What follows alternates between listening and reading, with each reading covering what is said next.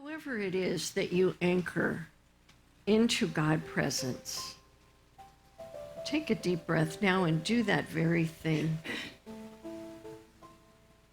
If you can imagine your breath coming in through the top of your head, through the soles of your feet, whatever that is for you, in through your heart space, follow your breath and let it fill your body. And take these words in as your own. I breathe in God. I breathe out sadness. I breathe in God. I breathe out loss. I breathe in God. I breathe out resentment. I breathe in God. I breathe out worry. I breathe in God, and I breathe out frustration. I breathe in God and breathe out limitation. I breathe in God and I breathe out judgment. I breathe in God and only God remains. By breathing out anything unlike God, we now have room in our awareness for God's presence in our lives. We breathe in God, and we breathe in the joy of God. We breathe in support, noticing it fills us from our lower spine upward.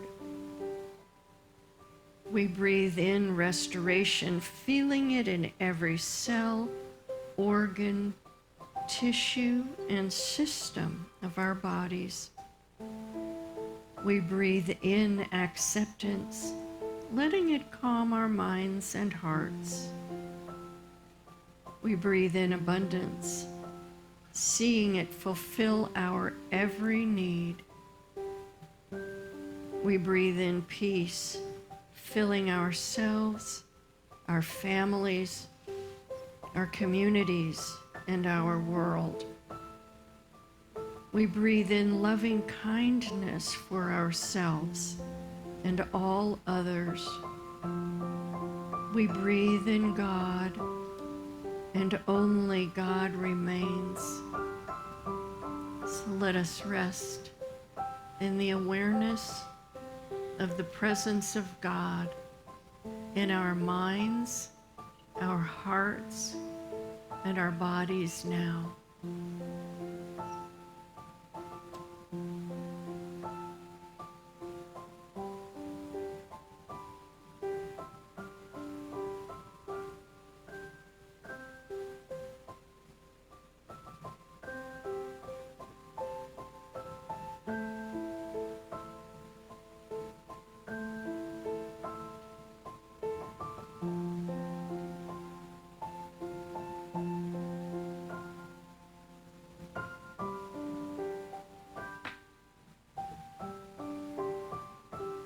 We know in this moment that there is only one power and one presence in the universe and in our lives.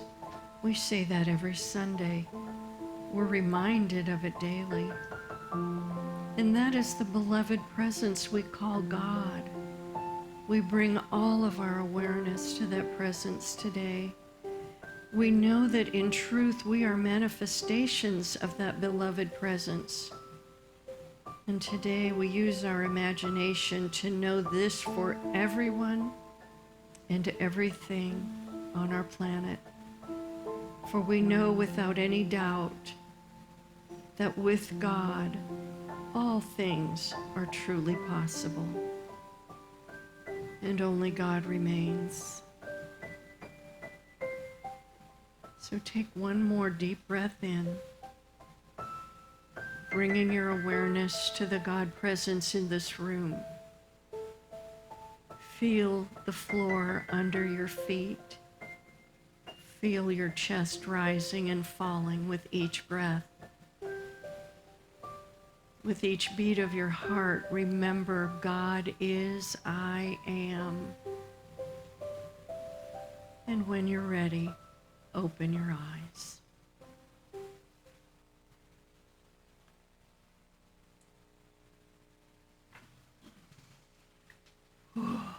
Okay, I'm really mellow now. I love that meditation. And breathe in God, and only God remains. For those who don't know me, I like to open with scripture. And the particular scripture that I picked today is the story about Jairus and his little daughter. In the middle of the story of Jairus is a story within a story about a woman with who had experienced a hemorrhage for 12 years. 12 years. Okay, so that is a story in itself that I'm not going to get into today because that is a whole sermon by itself, a whole study by itself. I'm going to tell you the story about Jairus and his daughter because it has to do with our affirmation for the month. I am on fire about the 12 powers. I am seeing them active everywhere, and there's a whole bunch of them in this story. And so today's going to sound a little like a classroom, but just bear with me, okay? Because this story is so rich and so alive for us today, all right? So this story is in the Gospel of Mark, chapter 5, and it's verses 21 to 24, and then 35 to 43. So let's all take a deep breath. I love Mark because he's kind of the Cliff Notes version of all the scriptures. Okay. When Jesus had crossed again in the boat to the other side, a great crowd gathered around him, and he was by the sea. Then one of the leaders of the synagogue named Jairus came, and when he saw him, fell at his feet and begged him repeatedly, "It's making me cry. My little daughter is at the point of death. Come and lay your hands on her so that she may be made well and live." And so he went. And the large crowd followed him and pressed in on him. Now we're going to put a bookmark here because this is where the story of the woman with the 12-year hemorrhage comes in. And it goes for quite a few verses. And then we pick back up. While he was still speaking and he was saying, "Go in peace, daughter, your faith has made you well, and be healed of your disease." So while he was still speaking, some of the people came from the leader's house to say, "Your daughter's dead. Why trouble the teacher any further?" But overhearing what they said, Jesus said to the leader of the synagogue, "Do not fear, only believe." He allowed no one to follow him except Peter, James, and John, the brother of James. When they came to the house of the leader of the synagogue, he saw a commotion, people weeping and wailing loudly. When he entered, he said to them, "Why do you make a commotion and weep? The child is not dead, but sleeping." And they laughed at him. Then he put them out all outside and took the child's father and mother and those who were with him and went in to where the child was. He took her by the hand and said to her, "Talitha cum," which means, "Little girl, get up." And immediately the girl got up and began to walk about. She was 12 years of age. And immediately the girl got up. At this, they were overcome with amazement. He strictly ordered them that no one should know of this and told them to give her something to eat. Isn't that interesting? Give her something to eat. We'll talk about that. Bob, would you bring up the affirmation for the month? Okay, our theme for this month is I am confident.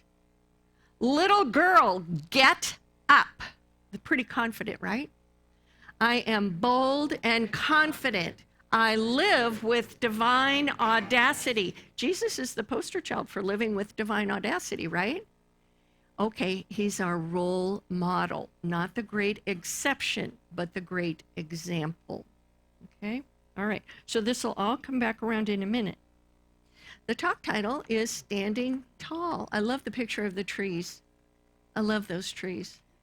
But I'm going to tell you, I'm going to take a little side trip here.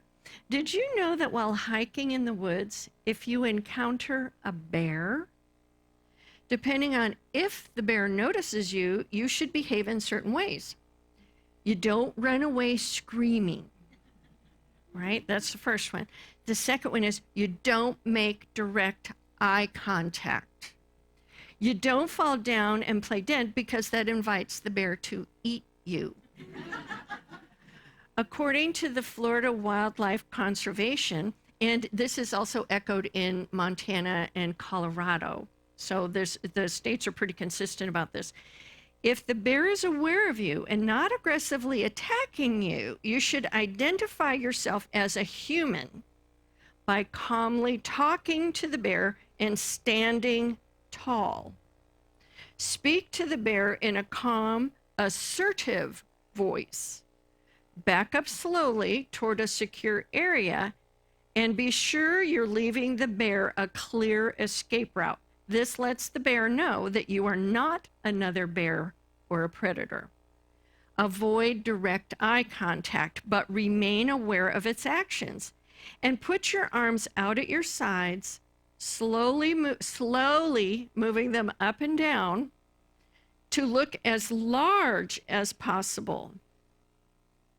Are you all thinking about the bear? Good, because you're proving to yourself the power of imagination. So one of Unity's 12 powers is the spiritual power of imagination, which happens to be associated with the month of June. So I thought it would be fun to talk about it in addition to confidence. So the word imagination refers to our ability to make ideas or pictures in our minds, which are new and unique. So I'm guessing that no two bears in your minds were the same, right? Could have been brown, cinnamon, black, grizzly, polar, doesn't matter. They were all unique pictures in our minds. So over 2,000 years ago, the Greek philosopher Plato cautioned us to be careful of the pictures that we put in our minds. He said that we're not supposed to put images of anger, fighting, or resentment into our minds or into the minds of our children. Instead, we should only put pleasant pictures of beauty, joy, peace, and harmony. How are we doing with that one, right? Okay, St. Paul in Philippians 4:8 said the same thing. Whatever is true, whatever is noble, whatever is right, whatever is pure, whatever is lovely, whatever is admirable. If anything is excellent or praiseworthy, think about these things, right? Not think about the grizzly bear, not think about the chaos in the world, not think about any other, not think about broken bones, not think about this, that, head colds, whatever. Don't think about those things. Think about whatever is lovely, just, admirable, praiseworthy. And in more recent history, Emmett Fox said exactly the same thing. He instructed us in his little pamphlet, The Golden Key. And if you haven't seen it, I just happen to have mine here. The Golden Key, not a big book. It's an easy read, The Golden Key.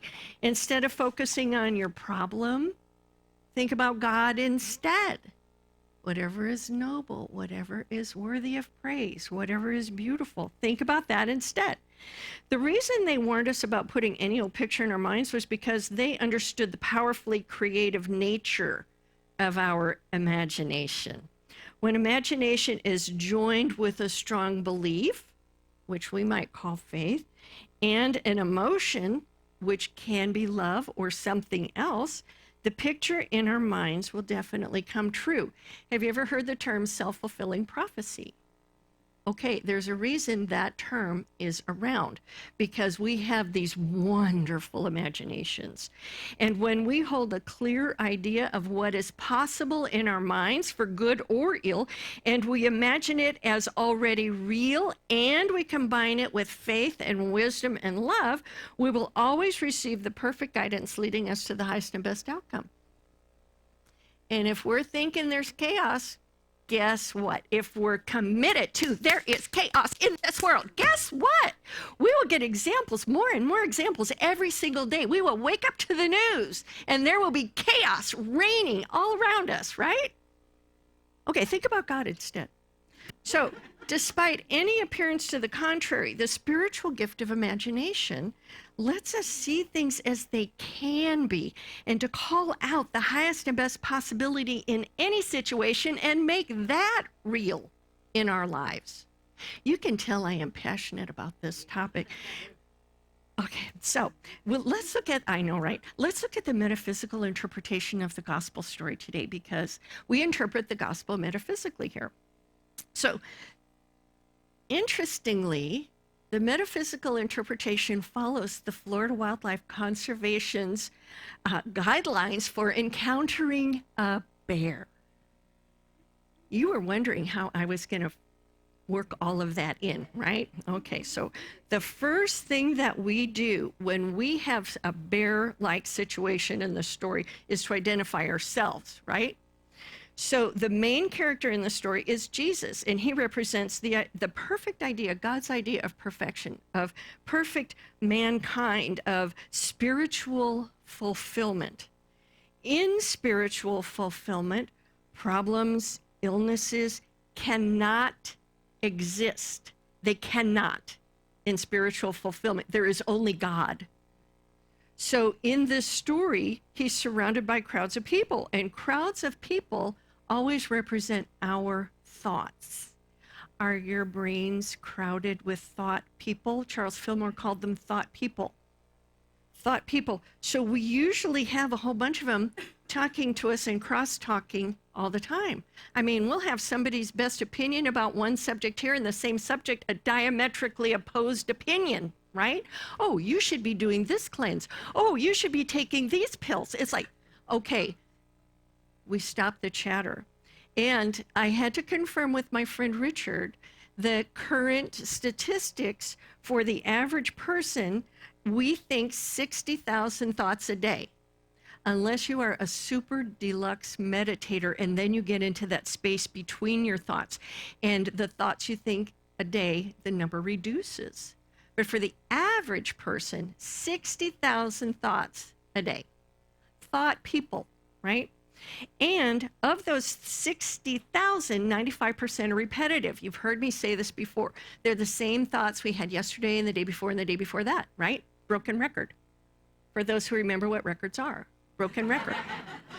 And then 80% of those repetitive thoughts tend to be negative.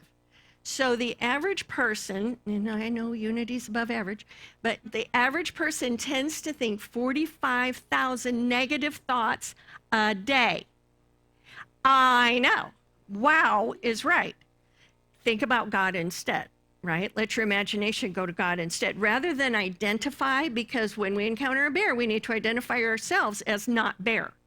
When we have these 45,000 negative thoughts, we have to identify ourselves as not negative thoughts.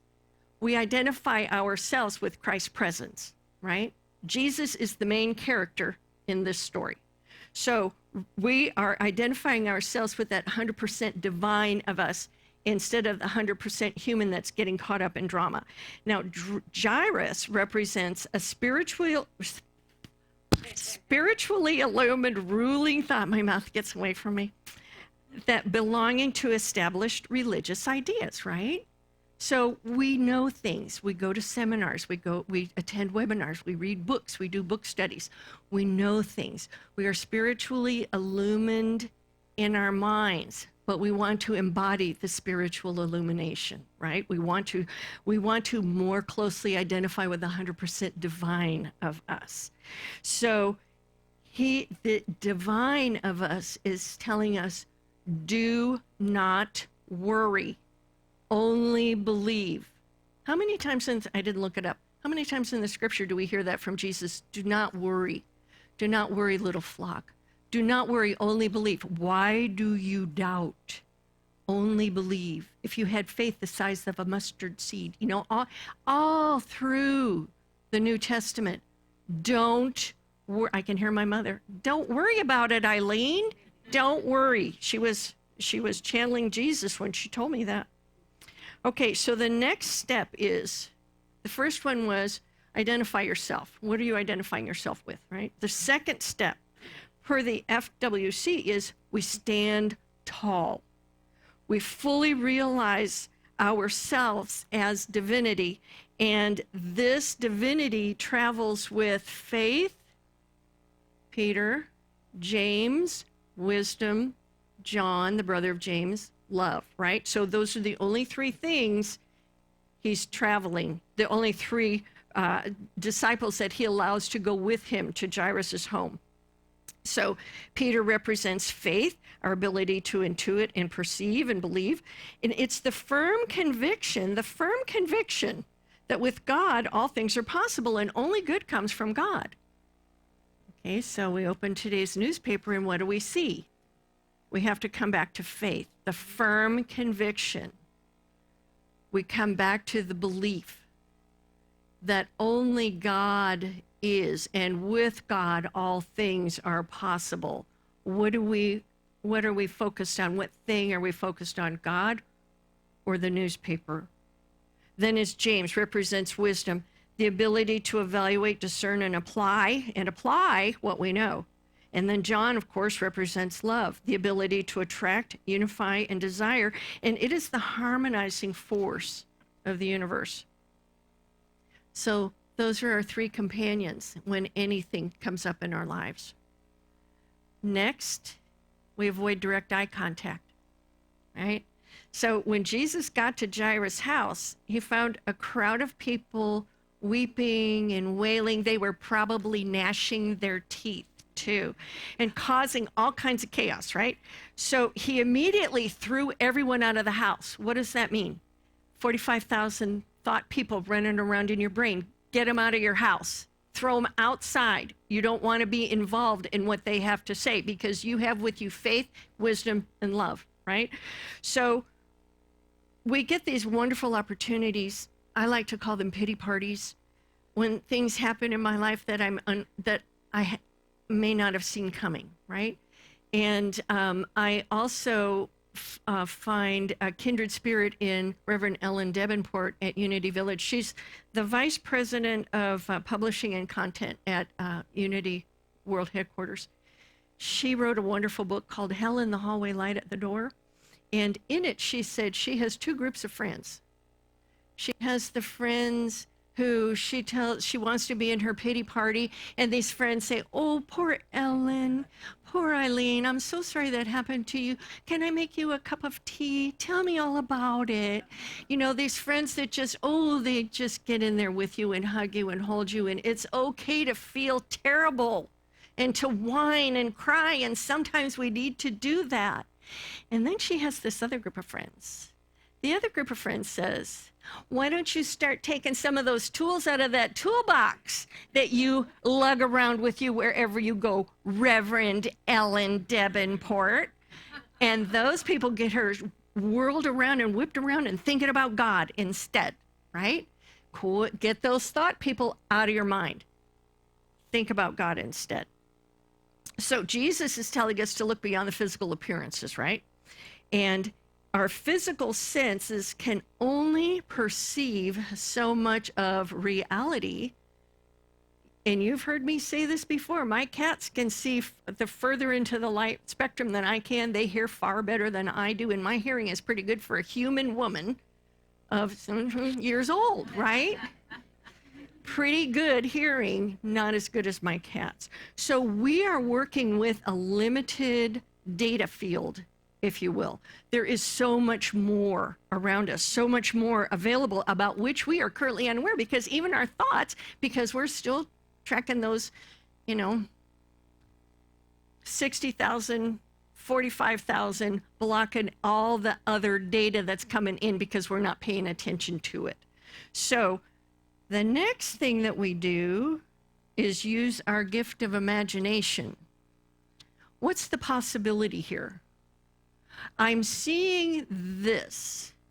I prefer this. I prefer this as my highest and best outcome. Is it for the good of all concerned?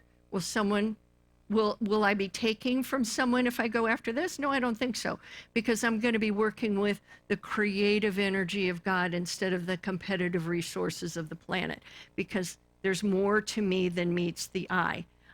I am is much bigger than Eileen is. Make sense? Okay. So we're going to follow the instructions of Plato, St. Paul, and Emmett Fox, and Reverend Donna and Reverend Eileen, and we're going to use those creative imaginations for positive outcome and seeing the wholeness and the finished, whatever it is, the completeness of whatever, the new building already complete and already over there housing children for classes. Whatever it is that we are holding in prayer, healthy bones, perfectly knitted bones, whatever it is, clean blood, whatever it is, already complete. Next, we talk to the bear. So we use a strong command to move past the appearance of whatever the bear-like situation is in our life, because I know I get those once in a while. They look like big grizzlies.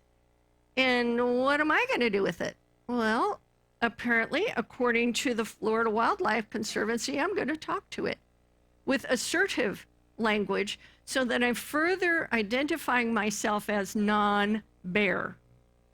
We use strong commands to move past the appearance. When talking to the bear, we let it know that we are not that.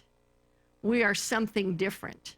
We are far different from that. We are not that problem. We are not that illness. We are not that chaos. Think about God instead. And then Jesus, our spiritually fulfilled self, commands, little girl, get up. Strong words, right? He wasn't saying, gee, I hope this works. Man, you know, I've read about it, but I don't know. He didn't do any of that. It was a firm command. Our theme this month, I am confident, right? He spoke with confidence in divine audacity. That's how we speak to the bear situation in our lives. And the girl got up. Now, the power of the spoken word, I told you this was going to be a class in 12 powers. The power of the spoken word, not just the thought word, but the spoken word, is our ability to transform energy from the spiritual realm to the physical realm. I mean, what is not fantastic about that? So then we have to look at what we're saying out loud, right? Yeah, oh, my lumbago. Oh, man, this hurt. Oh, you know, whatever that is, I can't do it. I'm too old. I'm too young. I'm too this. I'm too tall, too short, whatever it is. What's coming out of your mouth, right? What is it? Mind your mouth. The next thing is that we look as large as possible. Slowly moving your arms up and down if there's a bear. What did Jesus tell Jairus and his wife to do? Give that girl some food. Now, why did he do that? It seems like a throwaway sentence, right? Well, first of all, he was proving that she wasn't a ghost, a specter, or a zombie. He was telling her parents that she was indeed alive and well, and she could ingest food. What are we ingesting? We are indeed alive and well. We are not the appearance of dead girl. We are alive. We are not the appearance of whatever it is that we seem to have that bear-like situation in our lives. We are not that. We are much bigger than we physically appear. The Gospel of Mark also makes sure that we know the number 12. It was the lady who interrupted his journey to Jairus' house, and the girl was 12. Spiritual fulfillment. The story is about spiritual fulfillment. It's about identifying yourself with your spiritually fulfilled self. Our spiritual reality is much bigger than our physical reality.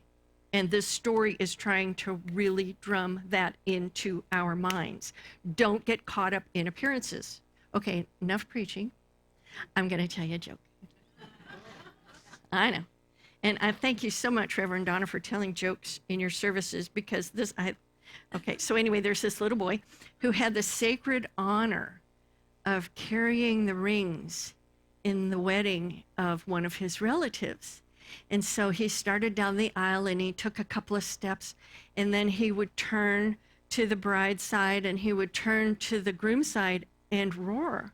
So it was like this step, step, roar, step, step, roar, step, step, roar, step, step, roar, all the way down to the front, and by the time he got to the altar area, people were in tears. They were laughing so hard, and the little boy was getting frustrated. He didn't understand why they were laughing, and finally the bride said, "Honey, what are you doing?" He said, "I'm the ring bearer."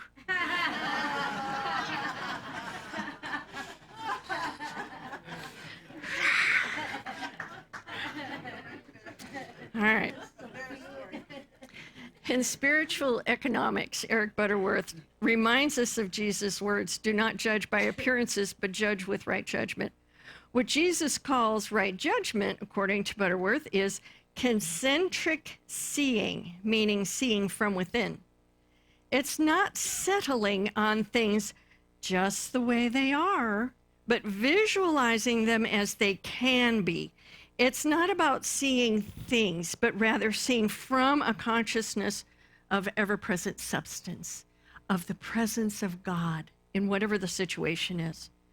And that magnetic force will draw the highest and best outcome to us without the thing ever becoming the object of our lives. God-centered seeing, he says, has formative power. So what bare situation or circumstance in our lives have we been focusing on? Right? That's your assignment for this week. What am I focusing on, right? What situation do we need to activate our faith, imagination, wisdom, and love while throwing out the weeping and wailing thoughts, right? And what is it that we need to see from the consciousness of ever-present substance? Stand tall and claim to whatever that bear is. Little girl, get up, right? Or, I claim my health and wholeness. I claim it now. My health and wholeness, get up. Whatever the situation is, get up.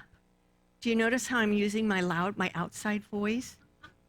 Power of the spoken word. Use your outside voice.